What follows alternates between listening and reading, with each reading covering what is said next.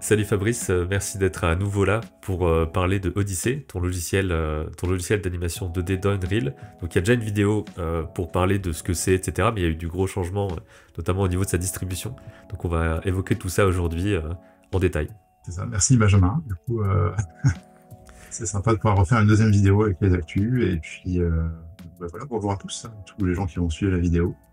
Et ben avec plaisir. Donc pour rappel, c'est un logiciel d'animation 2D qui utilise Unreal, qui est de base plus un environnement 3D. Donc vous amenez ce truc-là de rajouter de la 2D dans la 3D, tout ce qui est mélange entre les deux techniques, qui est très utilisé, de plus en plus utilisé, etc. maintenant. Et donc peut-être que tu peux faire un petit rappel, peut-être rapide de l'historique, un petit peu de comment ça s'est passé, de pourquoi avoir lancé ça.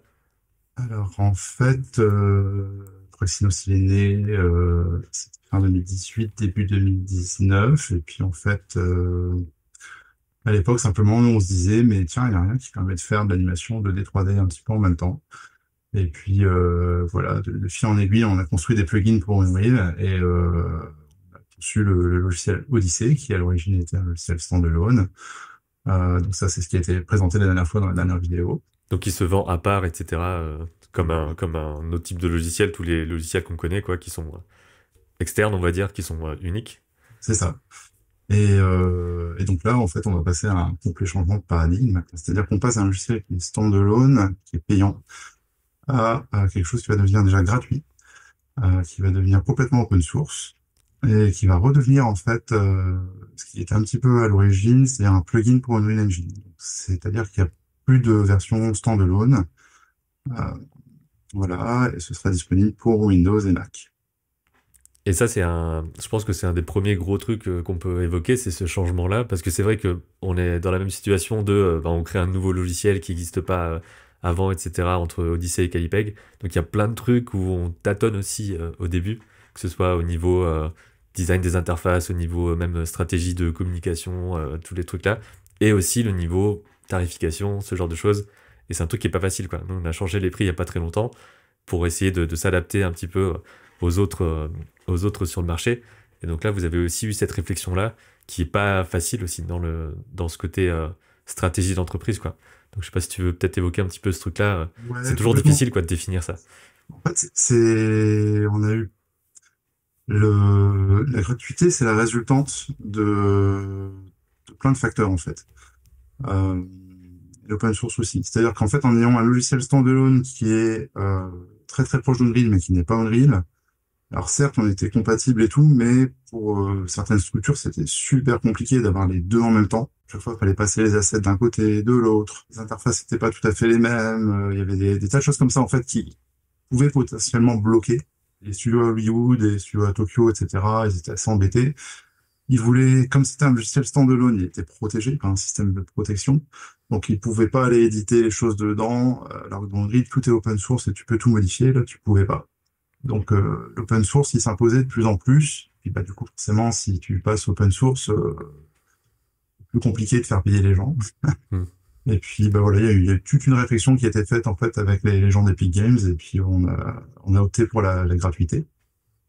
Sachant qu'en fait, on s'est aperçu aussi que, au final, euh, on proposait énormément de formations, qui elles sont payantes, par rapport à l'outil, et que, bah, voilà, ça faisait du sens. Mhm.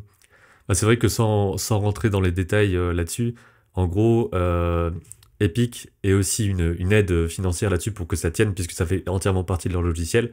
Et comme tu dis, il y a les formations à part pour les studios et tout ça qui sont payantes, donc qui permettent aussi de faire tenir l'ensemble. Parce que c'est souvent la question de si on fait quelque chose de gratuit, comment est-ce qu'on est rémunéré. Donc là, Ça. il y a pas de... Je sais que parfois on peut dire un truc gratuit, ça veut dire qu'il y aura de la publicité, des choses comme ça, mais dans Unreal, c'est pas le cas. C'est vraiment parce que ceux qui gagnent le plus avec les choses faites avec Unreal donnent de l'argent à Unreal, ce qui permet d'équilibrer, quoi, pour ceux qui ont quelque chose de gratuit. Forcément, tu te lances pas dans la gratuité comme ça, naturellement. Allez hop, tout est gratuit et puis c'est super. On va avoir quand même un minimum de stratégie derrière. Il faut savoir que tu vas avoir des revenus d'ailleurs. Dans notre cas, en Forcément fait, pour développer la suite aussi. C'est ça aussi que les ouais, logiciels gratuits, sauf certaines exceptions, doivent avoir du monde qui développe, sauf si c'est vraiment complètement open et que n'importe qui dans le monde travaille dessus. Mais c'est super important de pouvoir faire ensuite d'autres choses, quoi. Pouvoir le maintenir et tout ça. Faut Mais pas c'est ça, sortir un truc et après plus rien faire avec. sans rentrer dans les détails, bon, il y a quand même un accord qui est passé avec Epic Games, pouvoir mettre ça gratuitement, le mettre à disposition, que nous, on puisse y retrouver aussi économiquement, mais qu'on puisse aussi leur rendre service en ajoutant des choses que font pas dans Unreal et dont nous, on va se charger. Donc forcément, ça, c'est des choses qui sont, voilà, qui s'étudient en fait, hein. Ça se fait pas comme ça du jour au lendemain, et puis il y a toute une réflexion qui est faite derrière. Euh, Voilà. D'ailleurs, nous, on peut aujourd'hui faire quelque chose qu'on ne peut pas faire avant, ce qui est revendre Unreal, par exemple. On est partenaire certifié Unreal. On peut former les gens en Unreal. Bon, a priori, on va plutôt les former sur Odyssey. Mais voilà. À ce propos, en fait, Unreal, euh, il y a du gratuit et du payant. Ça, en gros, il y a une barrière qui est celle du 1 million d'euros de chiffre d'affaires. Mm. Si on fait moins d'un million d'euros de chiffre d'affaires, tout est absolument gratuit. En gros, si t'es indépendant, déjà pour faire plus d'un million d'euros de chiffre d'affaires quand t'es indépendant, Ouais, c'est impensable. donc là, ça pose pas de problème.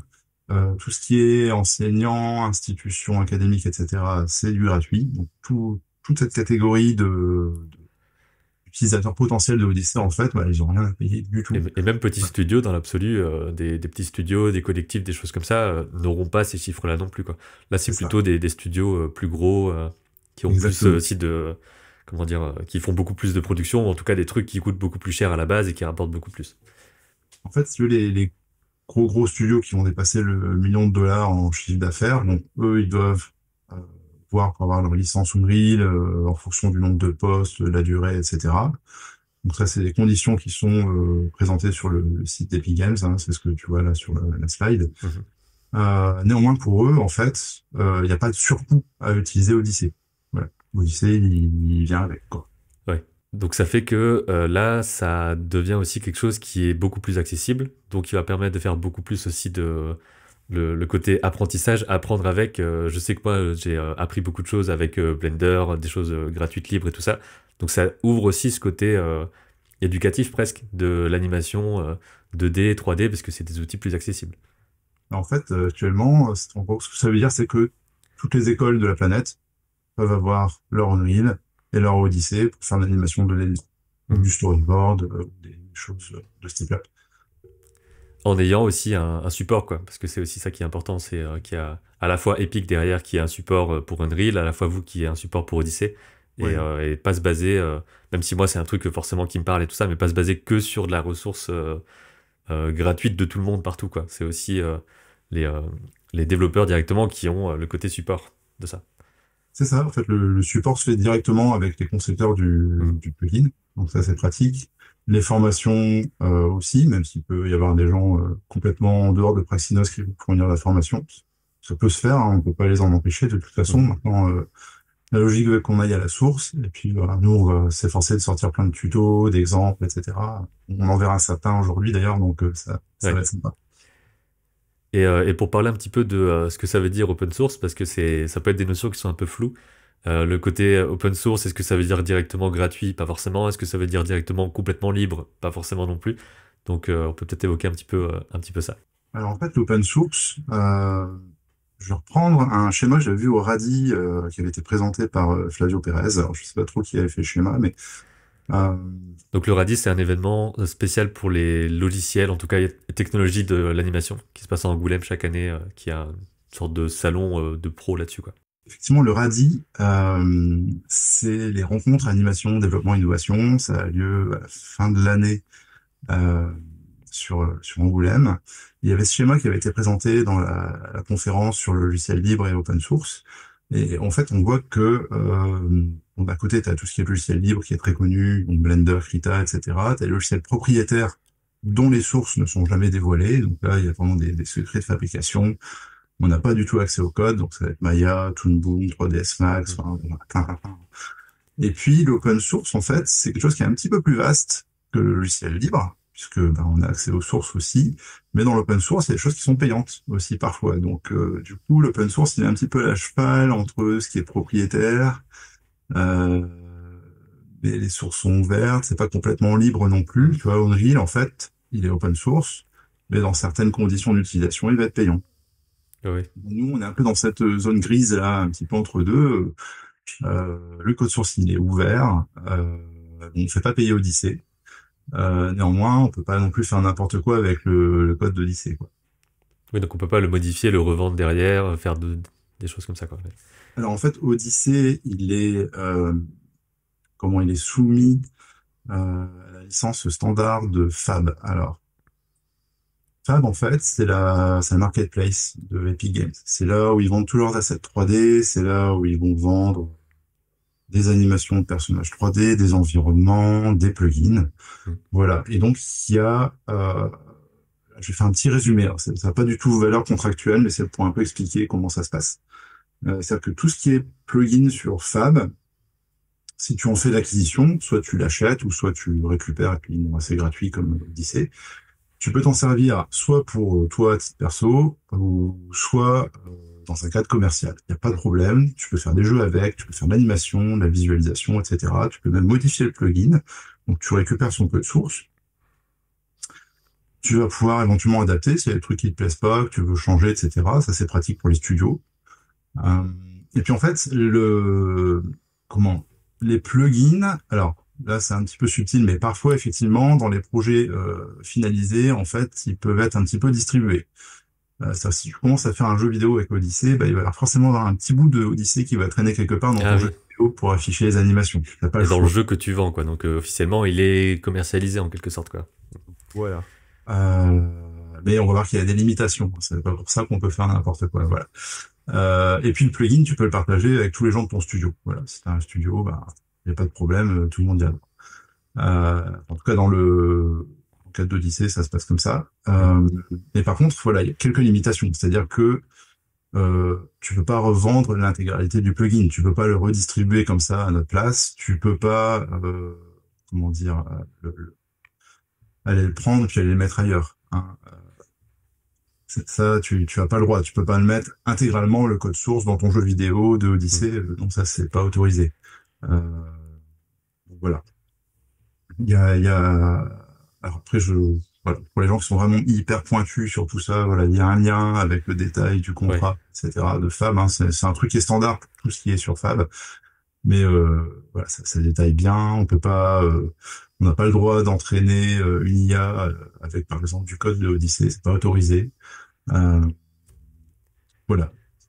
Ouais, donc ça fait que, en fait, c'est pour ça qu'il y a plein de types de licences différentes. Il y a tout ce qui est les GPL, je crois, les common, je sais plus quoi, avec différents pictogrammes qui te dit là, tu peux faire ça, tu peux pas faire ça. Enfin, il y a des tonnes de trucs. Vous pouvez vous renseigner là-dessus en cherchant licence libre, open source. Vous trouverez des trucs énormes de conditions, de choses comme ça.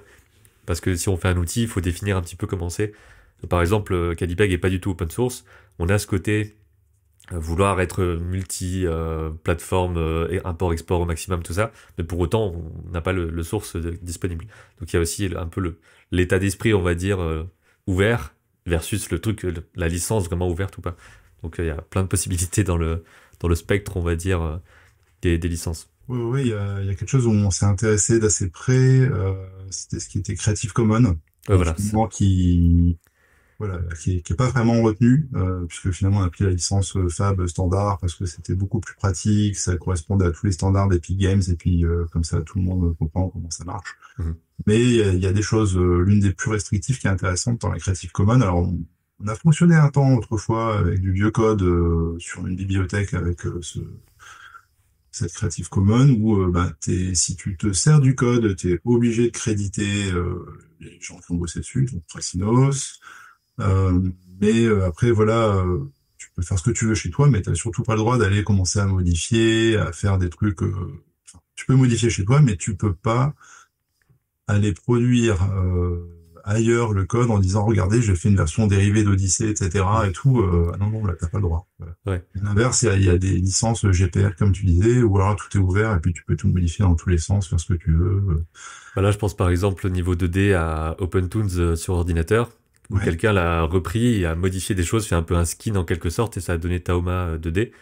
Et donc là, c'est un peu ce côté-là de on prend un truc qui existe, on le modifie, on a complètement le droit de le faire, etc. Parce que c'est un autre type de distribution. Et Ça, c'est, voilà.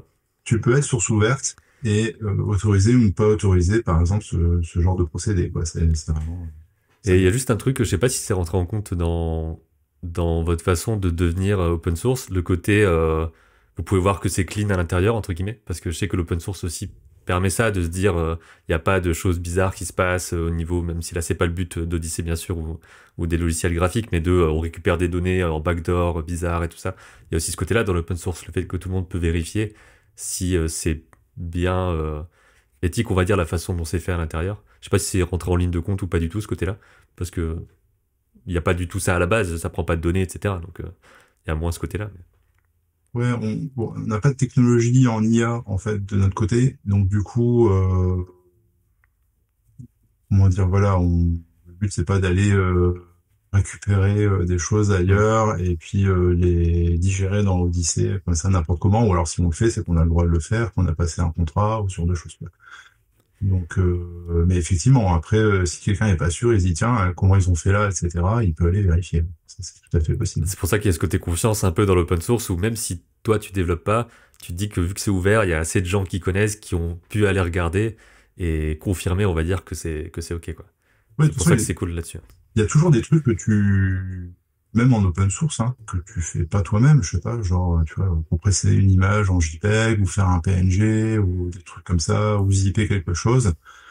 Tu te sers de bibliothèques externes euh, qui t'autorisent en fait à le faire, hein. Mm. Que tu sois en open source ou pas, de toute façon, t'es censé gérer ce genre de choses et au moins répondre aux questions s'il y a des questions là-dessus. Ouais. Il y a des licences open source qui, comment dire, enfin du code open source qui t'impose toi-même d'être open source Mm. si tu veux t'en servir. Et Ouais, là, en en fait, tout tu cas, as la partie tendance en à question, tomber ouais. dans le logiciel libre ou des trucs comme ça, quoi. Voilà, C'est c'est ce qu'on ça. a vu sur le schéma tout à l'heure, tu sais, où il y avait le libre d'un côté, Mhm.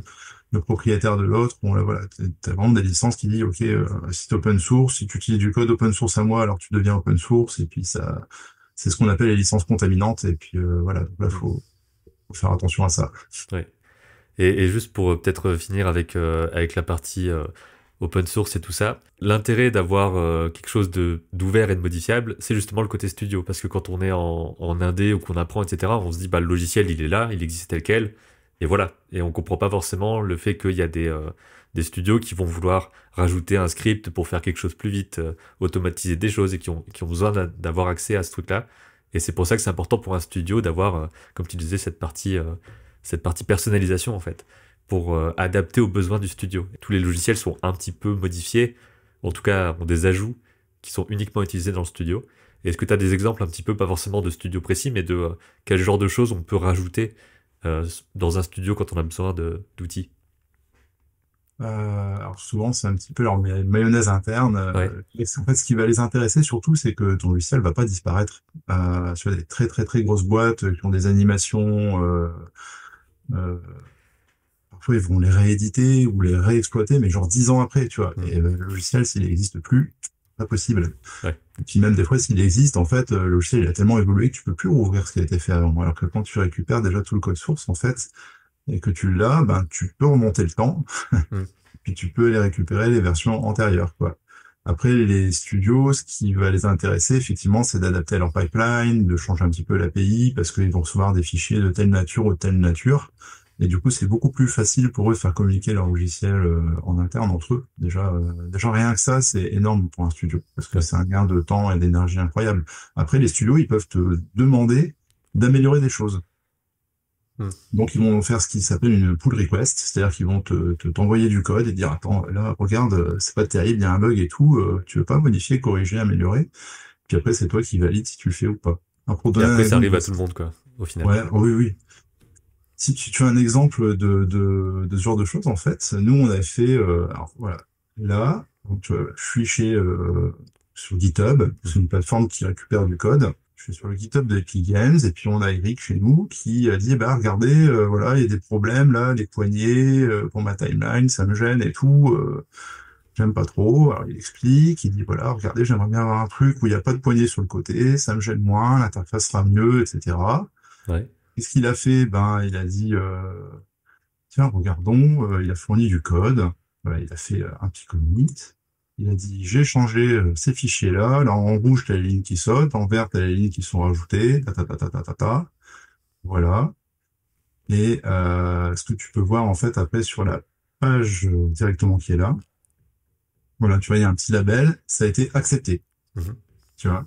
Ça veut dire que Epic Games, il a regardé tout ça, tu vois, là, il y a le Unreal Bot qui a dit, OK, c'est bon, c'est validé, c'est terminé, on a accepté. Et du coup, maintenant, cette option-là, elle est dans Unreal. Oui, parce que quelqu'un demande à Praxinos, ensuite Praxinos demande à Epic pour que ça soit validé, que ça puisse rentrer dans leur Alors, logiciel à eux. ça dépend. Là, c'était nous qui avons demandé quelque chose à Epic parce qu'on en avait besoin.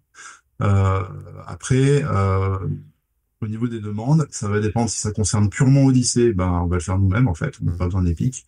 Après, si ça déborde et puis que ça concerne, je sais pas, quelque chose qui est plus en rapport avec la 3D et puis qui finalement n'est pas dans le code d'Odyssey, ben là, faut faire la demande à Epic. Ok. Voilà. Mais dans tous les cas, c'est n'importe qui peut aller sur votre Discord, tout ça, dire tel truc, ça m'intéresserait. Ensuite, c'est un peu comme ce qu'on fait nous quand on essaie de répertorier tout. Ok, là, ça a été demandé pas mal de fois, ça vaut le coup. Il y a tout un travail de tri aussi de qu'est-ce qu'on fait avant quoi, En selon fait, les demandes du public aussi. l'utilisateur pur, en fait, qui va pas s'y connaître en code, effectivement, il va aller sur le Discord, il va demander quelque chose. Après, le gars qui est dans le studio, qui développe un petit peu, qui monte un pipeline, etc. et tout, lui, il va vraiment faire la pull request en proposant du Mhm. code, etc. Il va pouvoir parler plus technique avec un développeur. C'est ça aussi, hein, qui intéresse les Ouais. studios, en fait.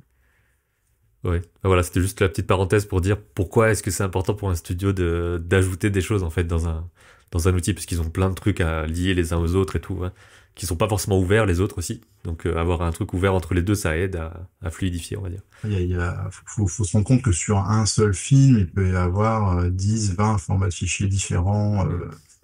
tout ce que va contenir le film, hein. Donc, avoir des choses ouvertes où on peut échanger, où on peut intégrer du code pour communiquer avec d'autres logiciels, d'autres formats de fichiers, ouais, c'est super important. Mm. Pourquoi redevenir un plugin, en fait?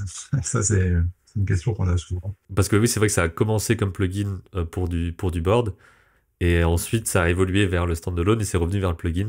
Donc Ouais. c'est vrai que c'est assez unique, je pense, enfin dans ma connaissance hein, de ce côté évolution, ce parcours-là d'un logiciel. Je pense pas que j'ai d'autres exemples comme ça de gratuit devenu payant, redevenu gratuit. Ça me dit rien en tout cas.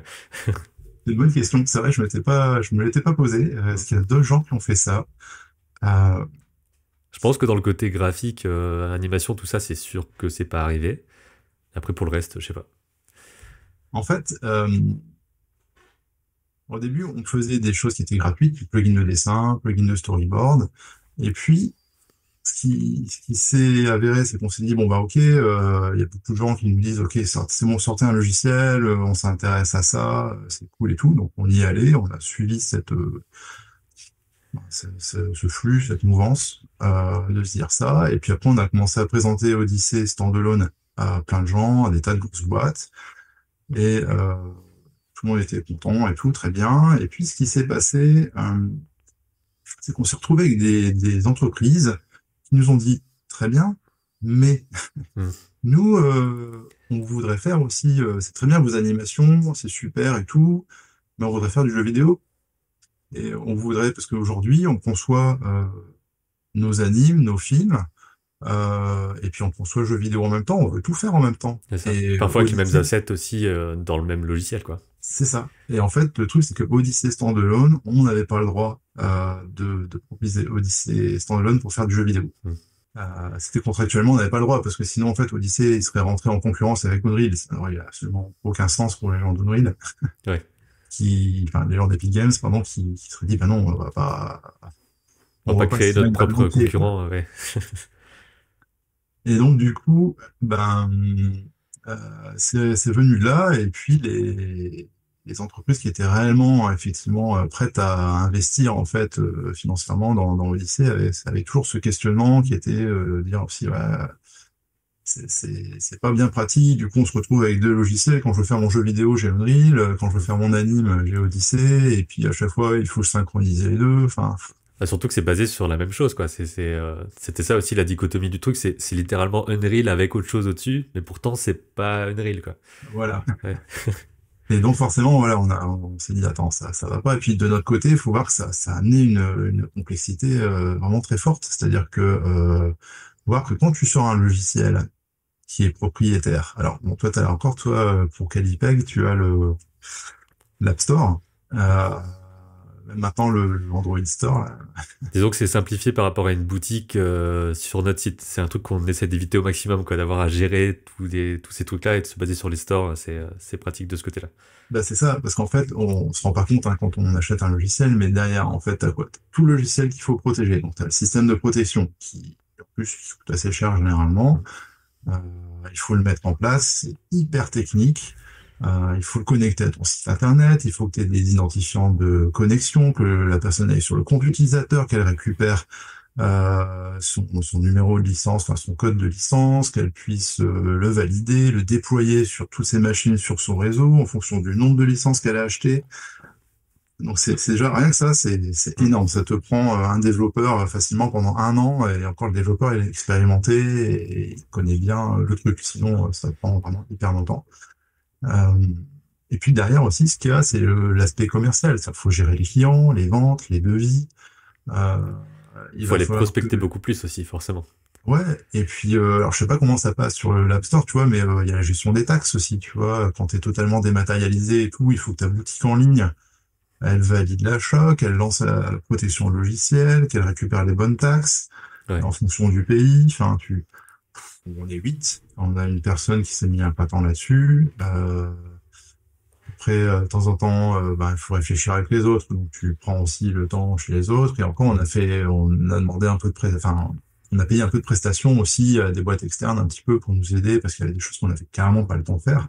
Et tout ça, c'est du temps, des ressources, de l'énergie que tu mets pas dans ton logiciel Mm. pour améliorer les options d'animation, de storyboard, tout ça. Et c'est dommage, en fait, parce que finalement, quand tu achètes le logiciel, ce qui t'intéresse, c'est les logiciels, c'est pas toute la mécanique derrière pour comment ça fonctionne, quoi. Tu vois.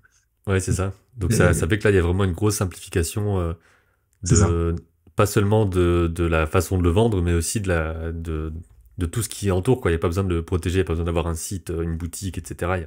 C'est vraiment complètement aplati, on va dire, au niveau de la complexité de ce que vous avez à faire. Ce qui se passe, en fait, pour Odyssey, du coup, c'est que tu vas sur fab.com. Donc ça, c'est la marketplace, en fait, de Epic Games pour tout ce qui est technique. Il sépare bien ce qui est jeu, Fortnite et compagnie, puis ce qui va être mobile. Donc Fab, c'est Mm. vraiment pour tout ce qui est technique. Euh, tu récupères ton Odyssey. Alors, tu es obligé de l'acheter, même s'il est gratuit. Mais voilà, il faut que tu fasses l'acte de validation d'achat d'Odyssey à 0 €. Et après, une fois que tu lances le launcher, c'est ce que tu vois là en bas, en jaune, orange, là, le launcher, c'est ce qui te permet de lancer Unreal. Et dedans, tu vas l'avoir dans la liste des plugins installés. Mm. Et puis, une fois que tu es dans Unreal, tu l'actives. Tu vas dans la catégorie plugin, tu vas dans 2D, puis tu coches Odyssey, et puis c'est bon, il est prêt à l'emploi, il marche tout de suite. T'as plus à t'embêter des téléchargements, tout ça, c'est Epic Games qui le fait, et nous, en fait, ça nous soulage au Ouais. niveau infrastructure, c'est génial, quoi. Si on a une nouvelle version à mettre sur Fab, on envoie un zip, il vérifie que tout est correct au niveau des fichiers, et puis hop, la mise à jour, elle se fait tout seul. Donc, un peu comme toi, je pense, sur les App Store, en fait. Ouais, C'est, voilà. Ouais. donc c'est pratique. Et du coup, j'ai une question annexe. Est-ce qu'il y a une version bêta? Est-ce qu'il y avait déjà une version bêta avant pour certains utilisateurs? Comment ça marchait? Et est-ce que là, il y a des bêtas de plugins sur Unreal ou pas? Alors, en fait, comme c'est de l'open source, ce qui se passe, c'est que Unreal, si vraiment tu veux être pile à jour avec ce qu'ils font, tu vas sur leur dépôt sur le site GitHub et tu peux récupérer les toutes dernières versions qui sont pas encore complètement officialisées, quoi. En fait, c'est Ok, comme ça. ouais. Donc il y a moins de questions à se poser, c'est juste dispo tout le temps au fur et à mesure où c'est mis, quoi. Alors, pas exactement non plus. C'est-à-dire que J'imagine qu'il y a quand même un côté fait ça, en interne, et ensuite il y a un truc de là, c'est assez pour être en bêta, même si c'est pas stabilisé complètement. En fait, voilà, ça dépend à quel point tu bidouilles. Si vraiment tu es un développeur très confirmé, il me semble, j'espère que je dis pas de bêtises, alors sous couvert, au pire je mettrai dans les commentaires si je dis une bêtise, mais je pense que si vraiment tu es développeur super confirmé et tout, tu peux aller récupérer les tout derniers commits et puis voir. Mais après, ça a tes risques et périls, hein. Nous, ça nous arrive des fois, il y a des bugs et tout, et puis ça crache, et puis voilà. Après, quand eux, ils stabilisent un peu, là, je sais pas si tu vois, il y a un truc où c'est indiqué 5.6.0 preview. Donc eux, ils sortent une preview. C'est quelque chose qui est à peu près stable et tu sais à peu près, tu vois les nouvelles options, etc. Donc ça fait à peu près office de bêta public. Ouais. Donc pour les gens qui vont moins bidouiller, juste tu as la preview généralement à peu près 1, 2 mois avant que ça sorte. Puis après ça sort vraiment, et puis tu as la version définitive comme ça, et puis ils Ok. repartent sur un nouveau cycle en fait. Et j'ai envie de dire Odyssey, c'est un peu pareil. Si vraiment tu veux récupérer le tout dernier truc, euh, bah, il suffira simplement d'aller sur GitHub, récupérer le code, et puis voilà. Ok, d'accord. Voilà. Sur Fab, ce sera des choses qui ont été un peu plus testées. On sera un peu plus sûr de la stabilité. Et après, si t'es un petit peu, voilà, aventurier, ben, tu peux venir Ouais. sur le dépôt d'Odyssey et puis essayer les dernières modifs, quoi. On a la gratuité, on a l'open source et ça redevient un plugin. Et en fait, ce qui se passe aussi, c'est que nous, ça nous ouvre la porte du jeu vidéo. Hmm. Alors, je vais dire un rapide mot là-dessus parce que c'est complètement à part du reste. Et puis tout de suite après, si tu veux, on rentre dans la ligne. Pour tout ce qui est jeux vidéo, en fait, maintenant Odyssey va permettre de faire enfin, faire du jeu. C'est Unreal qui fait le jeu, mais tu peux te servir de Odyssey dans ce cadre-là. Ouais. Alors, je vais te montrer ça très rapidement dans un exemple tout simple. C'est un mini-jeu, en fait, très simple. Donc, je vais activer le jeu. Voilà, je suis dans le jeu. Je suis en train de manipuler mon clavier pour me balader, comme je le ferais, tu vois, dans un FPS. Ouais. Et tu vois, je peux aller dire, bah tiens, allez, hop, j'active une animation en cliquant sur un bouton. Et donc, ce qu'on voit en fait ici, c'est que je peux activer une animation directement bah, en cliquant sur un petit bouton. Au contraire, je peux l'arrêter. Je vais pouvoir afficher ou ne pas afficher un calque. Parce qu'en fait, le chat, il est sur un calque différent de la grue. Mhm. Euh, voilà, où je peux même combiner mes boutons, je peux faire une lecture, puis décider finalement d'afficher en même temps, de plus l'afficher. Donc tu pourrais imaginer des jeux, en fait, comme ça, où bah, tu te sers d'Odyssée. Alors je vais l'arrêter. Donc t'as fait tes sprites un petit peu directement à l'intérieur, quoi. C'est ça. En fait, là, ce qui se passe, hein, je vais vous montrer exactement ce que c'est que cet élément-là. C'est une vraie anime qui est ici. Il y a des calques qu'on pouvait choisir d'afficher ou de ne pas afficher. Sauf qu'au lieu de se faire dans une interface de dessin, en fait, ça s'est fait dans une interface de jeu. Ouais. Et du coup, tu peux imaginer que tu vas faire un personnage avec bah, un calque avec le perso, un deuxième calque avec ses vêtements, un troisième calque avec ses accessoires, et puis tu vas activer ou pas les calques pendant le jeu en fonction de tel ou tel événement qui va se produire, en fait. Ok. Ouais. Donc ça, c'est vraiment tout un pan que les utilisateurs vont pouvoir explorer, qui est absolument pas exploré pour l'instant, parce que ça vient vraiment tout juste de sortir, mais voilà. Donc qui va permettre aussi de faire un peu du cross-média en quelque sorte, de faire son court-métrage et en même temps un mini-jeu à côté avec les mêmes persos, enfin des choses comme ça, quoi. Ça m'a été extrêmement demandé au Japon. Euh, Ouais. Forcément, on a une industrie qui fait à la fois de l'anime, qui fait à la fois du jeu, tout se mélange un petit peu, et Puis ça, l'anime est fait en temps réel, souvent en 3D, enfin souvent, beaucoup plus maintenant en 3D dans des séries qui se tournent juste sur Unreal pour de la série animée pure, et qui ensuite réutilisent ça pour des expériences réalité virtuelle, plus du jeu vidéo derrière. Je pense à Dada Animation par exemple, où ouais. Florian était venu parler de ça sur la chaîne. De ce côté, bah, on fait tout en fait, tous les différents types de médias dans le même endroit. Donc c'est super pratique là-dessus aussi pour les allers-retours. Tu changes un truc d'un côté, ça change aussi pour l'autre, etc. Alors, honnêtement, je suis pas équipé non plus pour tout ce qui est réalité virtuelle, c'est les casques, etc. et tout, Je sais pas trop comment ça marche non plus de le construire, mais ouais, ça existe en tout cas. mais j'imagine que ça devrait marcher. Alors pour l'instant, voilà, on peut juste afficher l'animation, on peut afficher des choses, les masquer, etc. Puis on va essayer de voir comment la communauté réagit. Est-ce qu'il y a d'autres besoins? Parce que après derrière, en fait, on pourrait possiblement ouvrir la porte, ben, pourquoi pas au dessin carrément, tu vois. Tiens, il y a quelque chose qui va se dessiner automatiquement quand tu appuies sur un bouton dans ton jeu ou enfin, tu vois, Mhm. comme ça. C'est vrai que le côté communauté il va aussi exploser avec ça. Le fait que ce soit open source et gratuit à utiliser, tout de suite tu t'ouvres à des trucs des forums dans tous les sens qui créent des trucs, qui se les partagent. Au niveau des astuces, au niveau des projets, je veux dire juste de ce que les gens créent avec, je pense que ça va se répandre bien plus vite aussi. Ouais, puis je pense qu'il y a Enfin, il y a un gros besoin, je pense aussi chez Epic Games d'avoir des choses qui soient plus 2D. Tu vois, Unity est très très très connu pour ça en fait, mais on peut tout à fait y arriver dans Unreal et encore plus maintenant qu'il y a Odyssey, quoi. Ouais.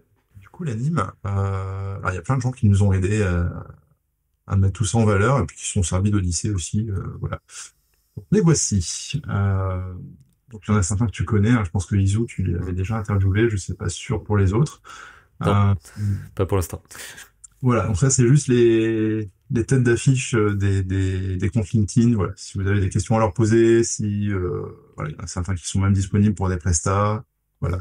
Ça me permet de donner un peu les crédits, de savoir qui a fait quoi. Et ça, c'est super important pour développer aussi un logiciel d'animation, c'est d'avoir des gens qui l'utilisent, qui savent ce qu'ils font aussi au niveau de l'animation pour avoir des retours spécifiques de tel raccourci clavier, c'est super important pour moi, telle interface, avoir un bouton ici, ça m'aiderait beaucoup. Des trucs auxquels on pense pas forcément si on fait pas de film soi-même. Bah, c'est ça, quoi. Et puis, en fait, simplement les laisser s'en servir, voir où ils vont bloquer. Euh, Tiens, je trouve pas telle option. Ah oui, mince, c'est vrai. Attends, elle est là. Ah ouais, c'est pas logique. Ouais. Voilà. Ouais. Ah. Et puis voir les différents types d'utilisation. Et là, on commence à avoir aussi beaucoup, beaucoup de variétés. Hein. Il y a vraiment. Alors, ce qu'il y a, c'est que là, les personnes qu'on voit ici sont vraiment spécialisées dans tout ce qui va être storyboard, animation 2D. Mais on a aussi besoin parce qu'on est dans Odyssey, donc dans Drill, l'environnement 3D. Alors là, il y a un exemple de quelqu'un de super intéressant à qui on a travaillé, qui s'appelle Tyler Smith, qui lui fait des environnements 3D. C'est-à-dire que tu peux te balader, hein, c'est pas juste des vignettes qui sont jolies, tu peux vraiment te balader dedans. Ouais. C'est des environnements qui sont pour la plupart dans Unreal. Alors après, il faut regarder un peu au cas par cas sur son ArtStation, mais voilà. Donc il n'y a pas que des animateurs en fait qui ont Mm. travaillé sur ce que je vais montrer. Il y a aussi des artistes 3D en fait qui ont des rendus qui sont absolument magnifiques et qui donnent même l'impression que c'est en 2D, quoi. Donc, Oui, parce que dessiner, enfin faire du dessin dans de la 3D, c'est pas seulement l'animation, c'est aussi dessiner des textures dessus, c'est aussi mettre des feuilles qui seront à plat mais agencées, etc. Pour refaire du volume. c'est ça, c'est des Dessiner des éclats de éclairages. lumière, enfin voilà, tout est possible, ça reste de la peinture en volume, quoi qu'il arrive, quoi. Bah, il y a aussi la gestion des éclairages, les reflets. Voilà, faut générer un univers 3D, mais il faut pas non plus en faire un qui est trop grand, parce qu'en fait, bah, l'anime 2D va s'intéresser qu'à certaines parties du décor, donc c'est pas la peine de faire un effort surdimensionné. Donc, il faut aussi des gens qui comprennent aussi ce genre de contraintes. Mm. Euh, il faut pas non plus avoir des assets 3D qui sont gigantesques, parce que sinon ça va ramer après. Donc, enfin, voilà, il y a un vrai savoir-faire derrière. Et puis, on a récupéré aussi pour voir si c'était viable des éléments de Fable. Il y a quatre exemples, vous allez les revoir en fait après dans des vidéos. Donc on a récupéré un ciel stylisé, en fait. D'ailleurs, je suis en train de réfléchir à essayer de faire des brosses de dessin. On puisse directement dessiner les nuages dans le ciel, tu vois. Donc, Mhm. voilà, peut-être qu'un jour, on arrivera à publier un truc comme ça. C'est pas encore fait, hein.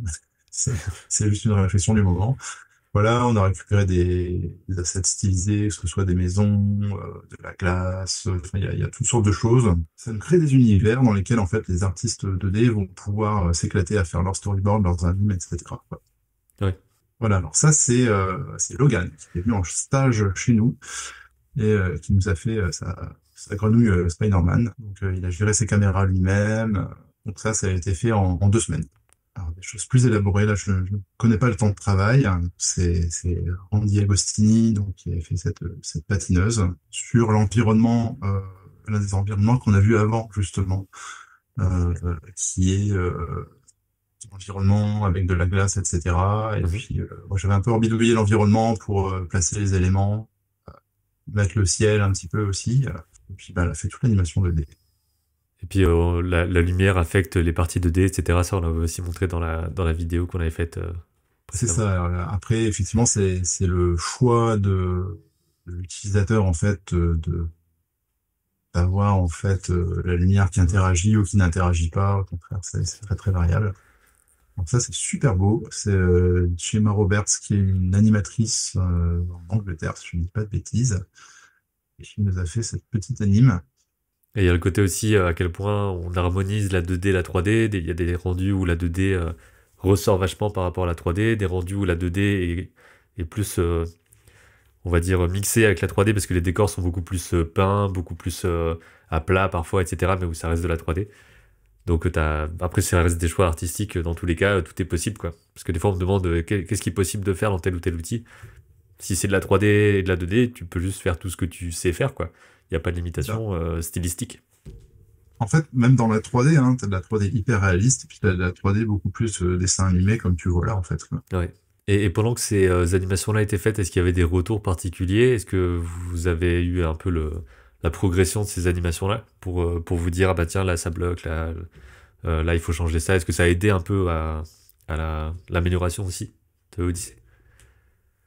En fait, là où on s'est rendu compte qu'il y avait des choses à améliorer, je pense que c'est vraiment, comment dire, sur le fait de pouvoir travailler en 2D directement dans l'espace 3D d'une manière beaucoup plus fluide en fait qu'avant. Ouais. Alors pour ça, il faudrait vraiment que je rentre un peu dans le logiciel. Voilà, alors là, on est sur une version de Odyssey qui est sur Mac. Voilà, et ce qui se passe, c'est voilà, on va créer une petite animation et maintenant, chose nouvelle, voilà, on peut faire un drag and drop de l'asset animation dans l'espace 3D Mm. et directement dessiner dessus. Tu passes en mode Odyssée, tu récupères ta palette, tes outils de dessin, ta timeline, et hop, ça y est, tu peux y aller directement. Non, tu veux dire, c'est un peu comme avant, mais en fait, non, en fait, c'est beaucoup plus direct. Ouais. Autrefois, où avant, il y avait plein de setup à faire, etc. Il fallait mettre un plan, il fallait préparer un matériel, il fallait préparer une animation, etc., etc. Voilà. Et là, ça se fait directement. Euh, Chose aussi qu'on a dû apprendre un petit peu aux gens, c'est que bah, quand tu as un environnement 3D qui est hyper complexe avec des ombres, etc., fait ce qui a été fait ici, c'est-à-dire qu'on passe en mode Moonlit. Euh, C'est-à-dire qu'en fait, tu peux dégager les ombres, etc. Ça fait respirer un petit peu ta machine si t'as pas une carte graphique 3D super balèze et ça t'empêche pas de faire de la 2D. Donc là, c'est ce qui est en train d'être fait. Tu vois, il y a un petit dessin qui est en train de se faire. Et tu vois que le décor de fond, tu vois, il est bien moins précis et naturel qu'avant, en fait, parce qu'on l'a dégradé. Mais il est toujours là, suffisamment, comment dire, compréhensible pour que toi, tu puisses faire ton anime par-dessus. Le côté 2D 3D, ça veut aussi dire que tout dépend aussi du placement de la caméra, quoi. Ça, il faut le planifier un peu à l'avance. On pourra pas tourner la caméra par la suite. La 2D, elle est faite pour ce point de vue. Donc après, c'est plus une question de layout aussi de quand la caméra se tourne, comment on fait l'animation pour qu'elle tourne avec et tout ça. Alors, effectivement, C'est important, quoi. là, C'est pas de la 3D, la 2D, forcément. c'est ça. C'est un peu ce que tu vois là à l'instant. C'est voilà, tu vois là, ça va pas parce qu'en fait, on n'a pas géré la caméra. Bon, tu peux continuer à animer néanmoins, hein, ça reste valide, mais il y a bien un moment, il va falloir dire, ok, attends, ma caméra est là, Ouais. on fixe les choses. Voilà, ça c'est.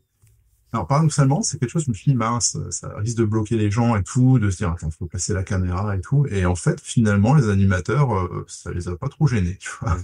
Donc c'est pas toujours ce que tu penses qui va bloquer. Euh, voilà, donc là on crée ce qui s'appelle un level séquence et on va lui mettre dedans une caméra. Voilà. Là tu vois, il y a un passe-partout, on voit un petit peu à travers le noir là, le Mhm. monde 3D, on voit vraiment ce que voit la caméra.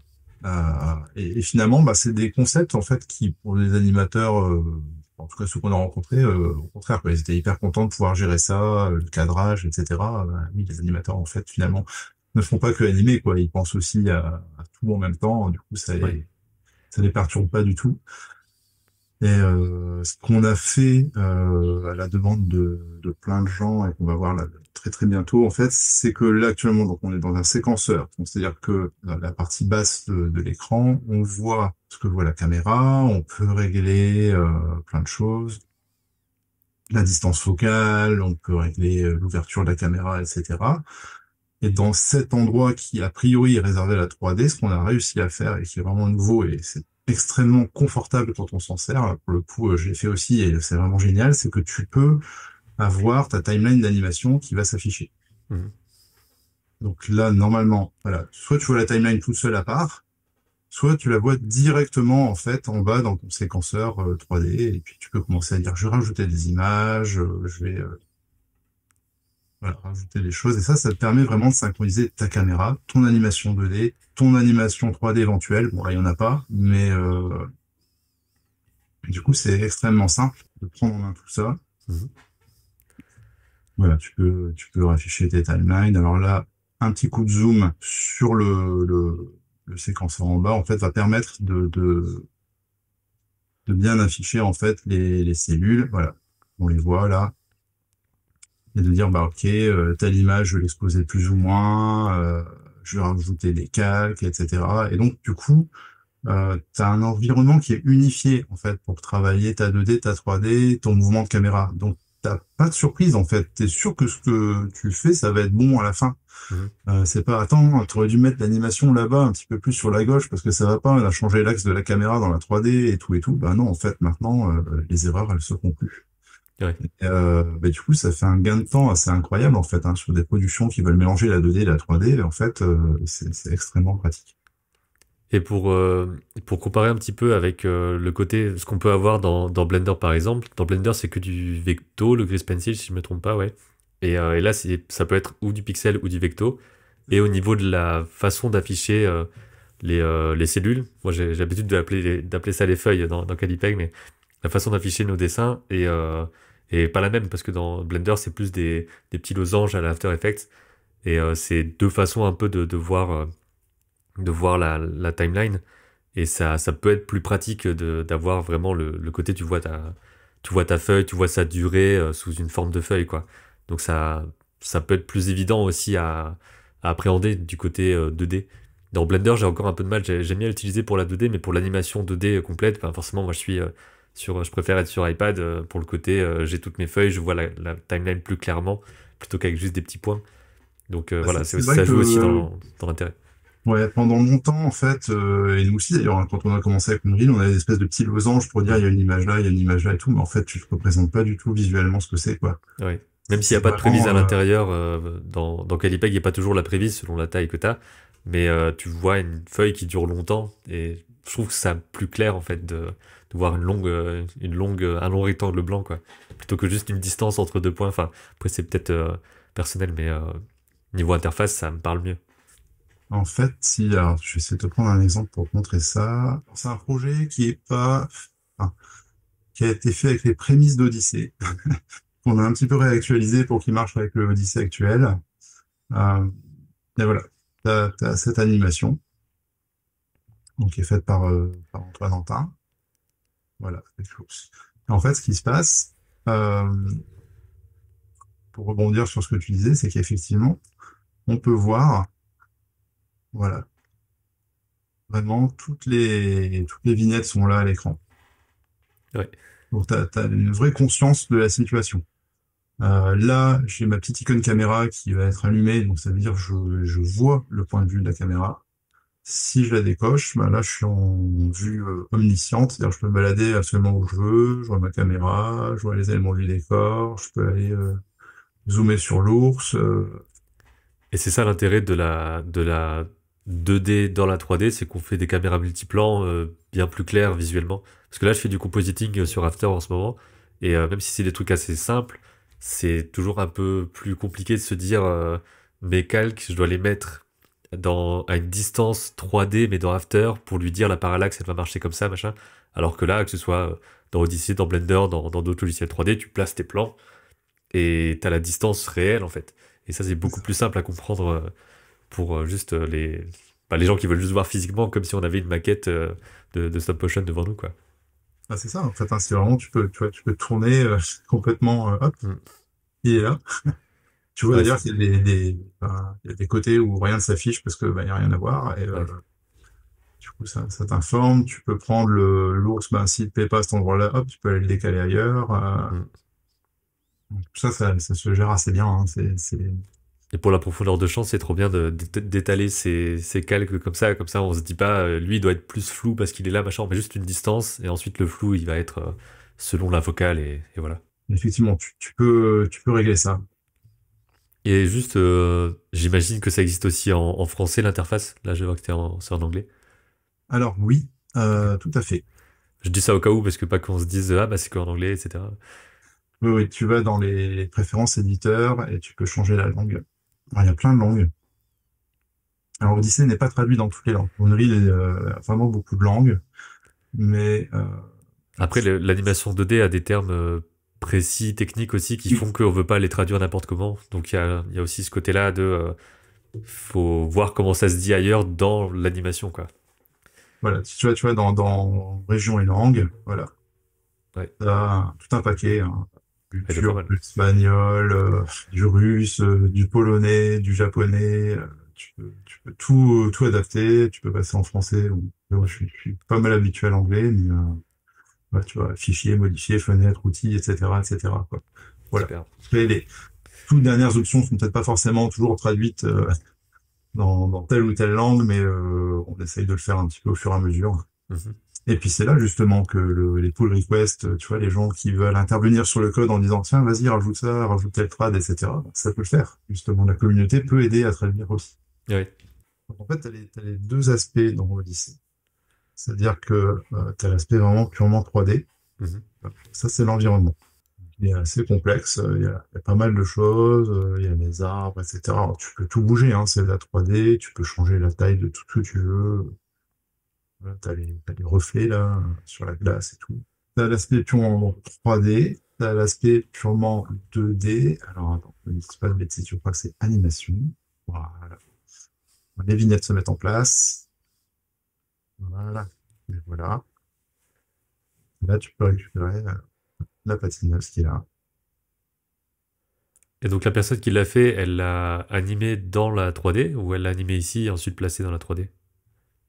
Alors je pense qu'elle a dû faire son posing dans la 3D. Après, est-ce qu'elle a tout terminé dans la 3D? Je ne sais pas. Alors, bon, là, pour le coup, Oui, c'est faudrait vrai que tant qu'une fois que c'est disposé là où il faut, pour le détail, on n'est pas obligé d'y rester, quoi.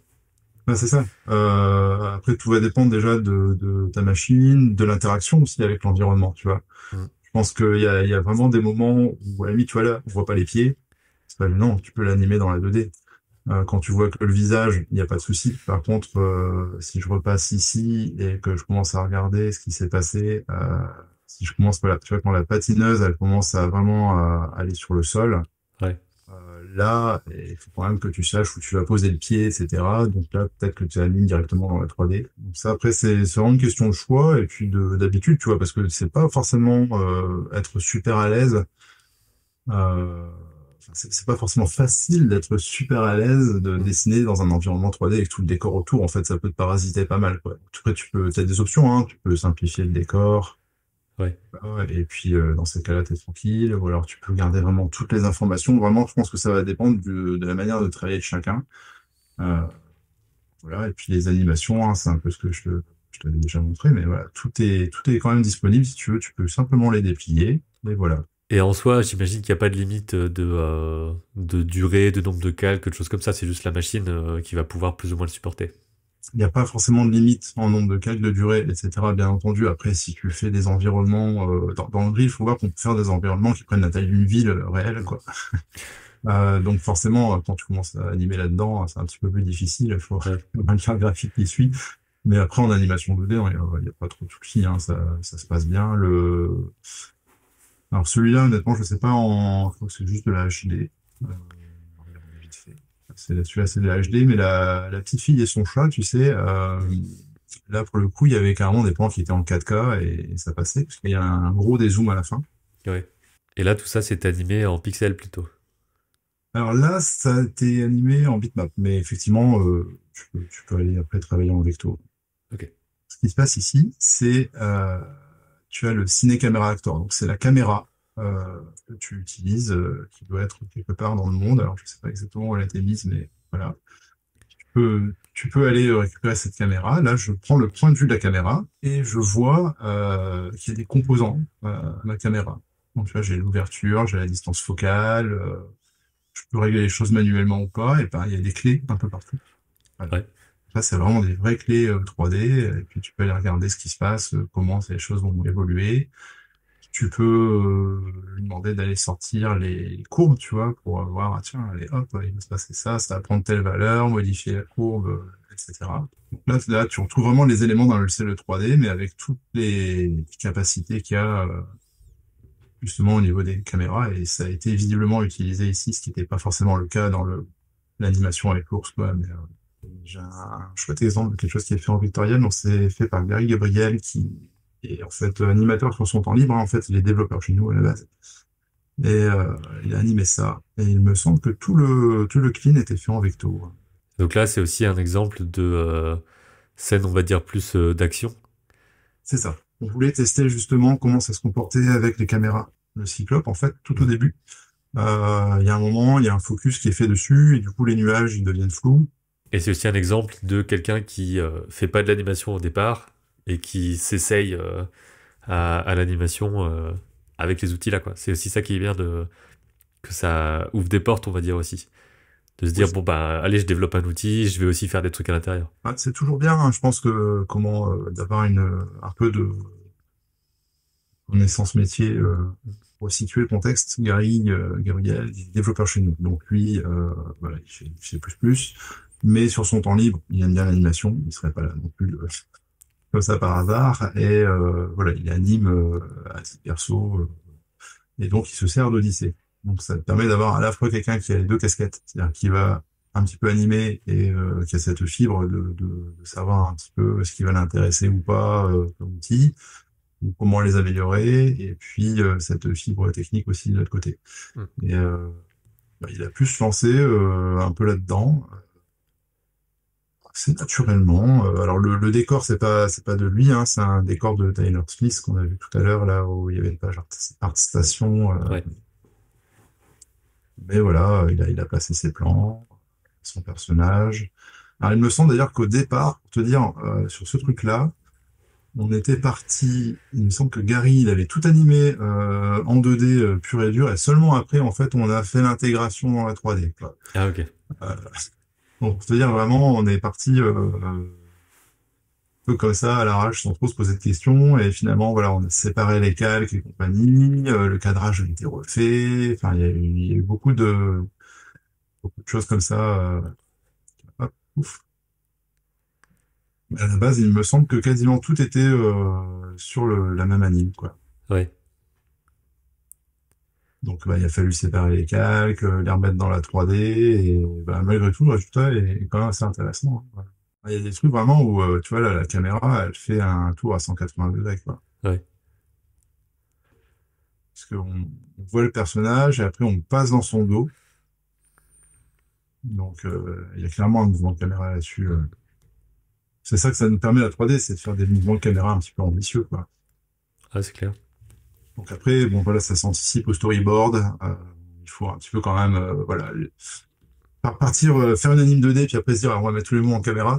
C'est la mauvaise manière de faire en fait, hein. Ouais. Il faut d'abord ces mouvements de caméra, les avoir bien, etc. Et puis après tu vas faire ton anime 2D par-dessus, hein. Même si l'inverse est possible puisqu'on a bien la preuve, mais il faut être conscient que voilà, si on veut être confortable et puis faire les choses bien, il faut quand même respecter les workflows un peu traditionnels, quoi. Ouais, c'est ça, ils sont là pour être efficaces aussi. Bah oui. Parce que si tu changes le mouvement de caméra, t'es bon pour tout réanimer, en fait, hein. Ouais. Donc c'est vrai que c'était une des premières choses dans les débuts d'Odyssey avec les plugins, tout ça, c'était le côté animatique, parce que Oui.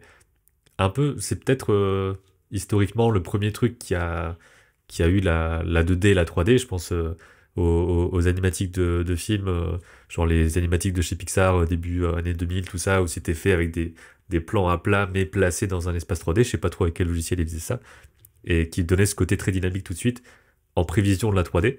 Donc Ouais. c'était aussi évident, j'imagine, de ce côté-là, de se dire, c'est la première étape, quoi, en quelque sorte, dans le développement, je veux dire, de l'outil. Je pense que c'était la première demande des gens qui utilisaient Unreal. C'est-à-dire, on n'a peut-être pas besoin de tous les outils d'animation, etc. Puis ils s'imaginaient pas trop comment ça allait pouvoir se faire. Mm. Mais à l'inverse, pouvoir faire un petit dessin rapidement pour dire tiens, il va se passer ça, ou donner une indication, ou prendre des notes, etc. Ça, c'était un vrai besoin qui était vraiment super tangible en fait, quoi, Ouais.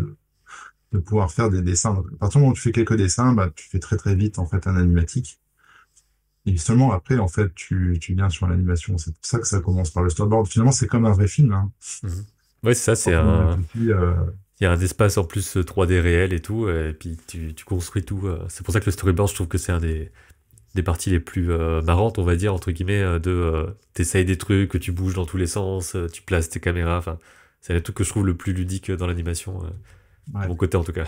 Alors, effectivement, le storyboard, c'est ce qui intéresse directement les studios d'anime, en fait, avant toute chose. Parce que tu fais pas un bon film si t'as pas un bon storyboard. Mhm. Et pour te donner un exemple de quelque chose qui a été fait très très vite, l'un des premiers trucs qui a été fait qu'au lycée, en fait, c'est ce qu'on voit là à l'écran actuellement. Euh, c'est le storyboard de l'animation qui a été faite pour comment dire, pour une attraction dans un parc d'attractions Spirou, en fait, où, en fait, il était question, en fait, qu'un petit véhicule se déplace euh, avec, enfin, il se déplace pas réellement, en fait, mais comment dire, il y avait des écrans tout autour de lui, c'est une espèce de petit bus, en fait, avec Mhm. un écran tout autour. C'est pour ça que l'image, elle est extrêmement étirée. Et la personne qui vient dans l'attraction, en fait, elle se balade dans l'univers des Schtroumpfs. Donc, elle voit les Schtroumpfs, elle voit Gargamel, elle voit Azrael, etc. Donc, c'était l'une des premières utilisations de l'Odyssée qui a été, euh, qui a été faite de manière assez professionnelle. Donc, c'était Charlene Sanchez qui avait fait le storyboard. Tout ça, ça avait été fait chez Ellipse Animation, qui nous a gentiment autorisé à montrer ces quelques images. Mhm. Et après, tout a été refait en 3D. C'est-à-dire que tu vois absolument pas. Je suis pas allé voir l'attraction, j'aimerais bien la faire un jour. Mais en fait, tout le rendu final, en fait, il y a plus du tout de 2D, il y a plus du tout de storyboard, il y a plus du tout rien du tout. On Oui, ça voit reste de vraiment, l'animatique, layout, c'est ça, laptop, c'est quoi. ça. Je suis sûr que si tu vas voir l'attraction, tu récupères tous les schtroumpfs complètement en 3D et puis tu te rends pas compte. Mais c'est un énorme travail de préparation et si tu le fais pas, en fait, ça te fait faire comment dire, du travail en 3D, de reprise, de retouches, etc., Mhm. qui est immense et ça démultiplie les tarifs aussi, quoi. Donc Ouais. forcément, le storyboard, il a une importance cruciale là, dans cette production-là. Est-ce que tu sais si ça a été fait dans Unreal après aussi, pour la partie finale ou pas? Il me semble que oui. Ok. Il me semble que oui. Tu vois, je suis sur le premier plan avec tous les schtroumpfs, tu vois, je reconnais le fond très Unreal avec le Mhm. damier en bas et le ciel bleu. Donc, ouais, ouais, ça, Ok. alors après, peut-être qu'il y a des assets ou des Ouais. animations 3D qui ont été faites peut-être dans Maya, tu vois, et puis qui ont été réimportés. Ça, je peux pas savoir, hein, parce que Unreal, c'est vraiment un gros agrégateur de contenu. Mhm. Donc, fait dans Unreal, ça peut être aussi récupéré dans Unreal et fait Et ailleurs. placé au bon endroit, et voilà, ouais. C'est ça, c'est ça. Donc là, je saurais pas te dire exactement. Je n'étais pas dans Ok. les secrets de fabrication. Ce qui était intéressant, par contre, c'était qu'effectivement, tu avais Ellipse Animation qui était à Paris, tu avais Studio Calanque qui faisait la 3D qui était en Angoulême. T'avais Charline à un moment qui était aux États-Unis et ils arrivaient à se partager les projets Mhm. tous ensemble et c'était aussi un gros test de travail collaboratif en fait. Ouais. Oui, ça Voilà, permet de prouver que ça fonctionne, de l'intégrer dans une pipeline qui existe. Ce qui c'est est pas ça. toujours évident. Ouais. Puis là, le gros défi, c'était vraiment le format d'image. T'es plus en 16 neuvième, hein. T'es Mhm. complètement étiré Ouais. à, à un point où d'ailleurs c'est ce qui a fait qu'ils ont dû passer par Odyssey, si je me rappelle bien, parce que sur des logiciels classiques de storyboard, les définitions étaient tellement immenses que ça passait plus en fait Mhm. quoi, au niveau de la taille de l'image. C'est pour ça aussi que on sait qu'il y a un besoin là-dessus, quoi. Une fois qu'on se dit ce truc a été possible parce que il y a ça, c'est que ça a répondu à quelque chose et que c'est chouette de le faire exister, quoi. Même en tant que dev, de se dire, ah ben, on a posé un truc, quoi. C'est bien. C'est ça, ouais, ouais, ouais. Tu poses une pierre, puis ben, Mhm.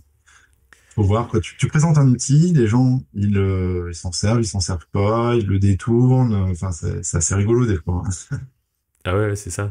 Et on s'attend pas forcément à comment c'est utilisé ensuite dans Cadipeg. J'ai pas d'exemple précis, mais je sais que des gens l'utilisent pour faire des trucs un peu pédagogiques aussi. De mettre des petites choses, des flèches par-dessus des trucs.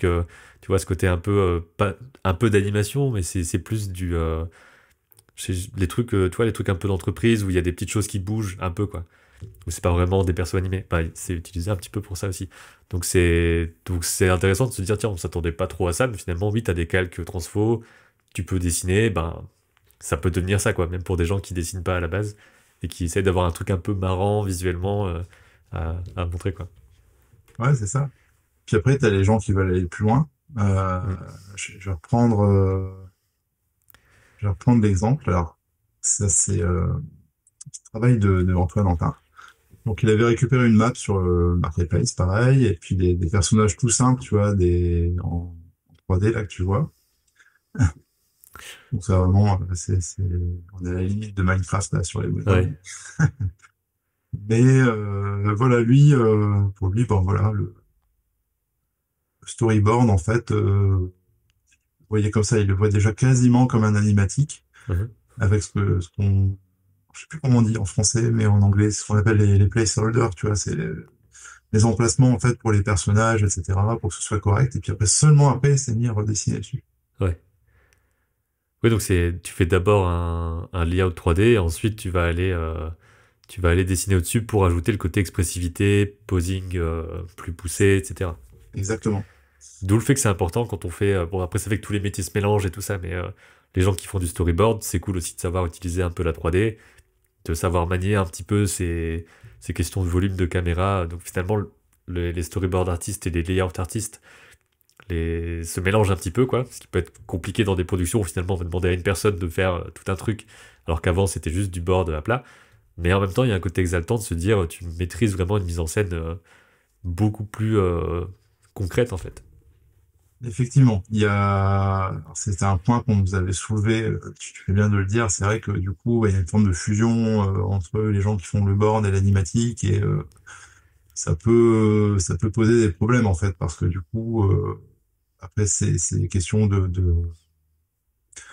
contrat, quoi. Tu vois, Ouais. si tu es censé faire le storyboard et que tu es payé pour, est-ce que tu dois pousser jusqu'à faire un animatique aussi abouti que celui-là? Voilà, il y a des choses à mettre au point en fait dans les studios sur qu'est-ce qui peut et doit faire, Mm. qu'est-ce qui peut être fait, qu'est-ce qui doit être fait avec l'outil et jusqu'où tu vas aller. Euh, Ouais. il faut bien réfléchir effectivement et se mettre d'accord avec le studio au moment où on s'engage là-dedans, quoi. Après, bien Forcément, quand on fait entendu, l'outil, nous, on essaie de faire le truc le plus complet possible, qui facilite au maximum les choses et tout. c'est ça. Et après, ben, les gens font ce qu'ils veulent avec, quoi. Donc, nous, on essaie juste d'aller au plus loin, au plus pratique et au plus complet, et en espérant que ça aide plus qu'autre chose, quoi. C'est effectivement la chose à laquelle il faut faire attention. Après, de toute façon, euh, comment notre but, c'est pas de comment dire de mettre mal les gens. Voilà. Mm. Nous, ce qu'on essaye de faire, c'est de leur apporter des outils pour que ce soit plus confortable. Euh, si maintenant il y a quelque chose à faire pour dire, OK, attention, là c'est storyboard et là maintenant t'as validé, tu passes en mode animatique, on le fera. D'ailleurs, on a déjà commencé un petit peu à faire des choses comme ça, où on a des étapes en fait qui commencent à être un petit peu plus claires dans Odyssey, Mm. et on peut pas faire tout et n'importe quoi, n'importe comment. On a Ouais. vraiment des assets storyboard qui s'appellent des board séquences, et on a des assets level séquences qui eux vont être plus propices à l'animation. Mm. Et donc à partir du moment où tu sais que tu vas utiliser l'un ou utiliser l'autre, bah, tu changes un peu de catégorie de métier. Mais voilà, il va falloir faire un petit peu attention à ça. On va essayer de le préciser aussi dans les vidéos. Mm. Ok. Mais c'est compliqué parce que vraiment, t'as la logique des studios où il faut bien segmenter le travail. Et t'as la logique de la personne qui va être tout seul, qui lui va être super content de tout faire d'un coup. Bah ouais, c'est ça. Et donc effectivement, c'est des choses qu'il faut prendre en compte, quoi. Mhm. D'où le fait qu'il faut aussi une connaissance de comment ça se passe dans les studios directement. Donc, bah après, c'est un truc qu'on connaît comme vous, le côté savoir un peu qui fait quoi avec et avoir des retours d'un peu partout, en fait. À la fois les gens qui juste apprennent avec tout seuls, les gens qui veulent enseigner avec. Du coup, ça ne demande pas les mêmes choses. Les gens qui vont aller sur un truc très précis, qui ont besoin d'outils vraiment très complexes sur un truc. Et à ce moment-là, est-ce qu'on le fait ou pas parce que c'est pas grand public enfin, il y a toutes ces C'est ça. questions-là. Donc il faut C'est être ça. à l'écoute de tout le monde partout, quoi. Et après, faire le tri. Et se dire, on a le temps, on a les ressources, oui, non, mais quoi, enfin, C'est-à-dire ouais. qu'après, c'est toujours pareil, une grosse structure, ça va avoir besoin d'un cadre, de un peu segmenter les tâches, qui va faire quoi, etc. Et puis quand tu es tout seul, tu vas absolument tout expérimenter. Le bon exemple de la personne qui travaille seul ou avec très peu de monde, je veux dire deux, trois personnes, c'est Izu, dont Mm. on parlait avant. Donc, je vais te montrer ce qu'il a fait. Complètement aux antipodes de la manière de fonctionner d'une grosse boîte où il y a 100 personnes qui travaillent en même temps. Lui, il va absolument tout explorer, le personnage, l'anime, les couleurs, Ouais. l'éclairage. Bah, Izu, voilà, il va sortir ses crayons, il va scanner quelque chose, il va tester une brosse dans Odyssey. Je suis même incapable, et ça me fait plaisir, paradoxalement, je suis incapable parfois de savoir s'il y a des trucs qu'il a fait à la main, qu'il a réimporté dans Odyssey, Ouais. ou s'il s'est servi d'outils de dessin que j'avais pu concevoir. Bon, les lumières, ça, je suis sûr que, ok, c'était du Odyssey Unreal. Mais il y a d'autres trucs, honnêtement, je suis pas capable de savoir s'il a pris des trucs, il les a nettoyés, s'il les a intégrés dedans. Puis Bah, le résultat est pour assez cool. l'exemple, dans la vidéo qu'on avait faite, il parlait de son court-métrage Féroce, où Ouais, pour le mouvement de caméra, il avait fait des mouvements de caméra avec son téléphone dans des bois, etc. Il avait traqué ce truc-là pour ensuite le refaire, quoi. Donc il a fait de la caméra à la main déportée en quelque sorte. Donc il fait beaucoup de bidouilles, on va dire. C'est un peu un bidouilleur complet qui veut juste un résultat et on va tout faire pour que ça marche. bah c'est ça, c'est exactement ça. Et du coup, bah, ça donne aussi des résultats très différents, du coup, beaucoup moins standardisés que ce qu'on pourrait avoir ailleurs. Mhm. Mais ouais, c'est vachement intéressant. Ouais. C'était marrant parce qu'on a des gens de la 3D qui sont passés un petit peu sur ce qu'il avait fait, qui nous ont dit, ah ouais, mais attends, il n'utilise pas les systèmes de reflets, etc., de l'eau dans le grill. Je dis, ouais, non, mais en fait, il le fait autrement, en fait. Ouais. C'est un parti pris artistique. Et du coup, quand tu es plus du côté artiste, tu t'affranchis de toutes les limites des frontières de métier, etc. Par contre, quand tu es plus dans une logique de production, il faut pouvoir t'y retrouver. Et je pense que ça, c'est le vrai défi des logiciels, c'est d'arriver à marier tout ça, en fait.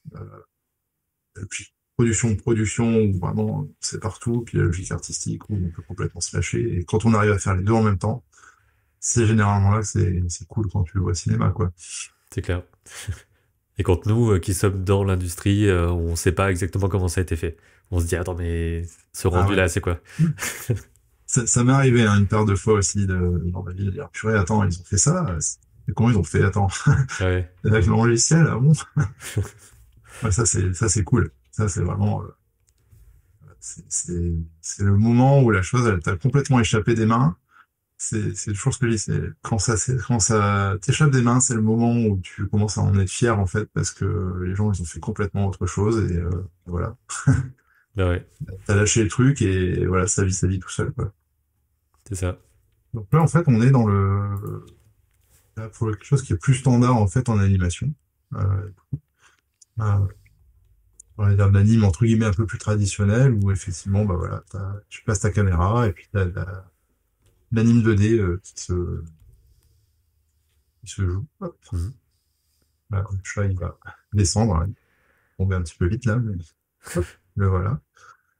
Et puis ta caméra elle suit le déplacement du chat. Alors ça fait vraiment extrêmement étrange en fait quand tu es dans l'espace 3D que t'as pas le point de vue de la caméra mais tu dis ça va pas, les personnages ils sont aplatis, ils sont à plusieurs endroits, qu'est-ce que c'est que cette histoire, tu vois. Ouais.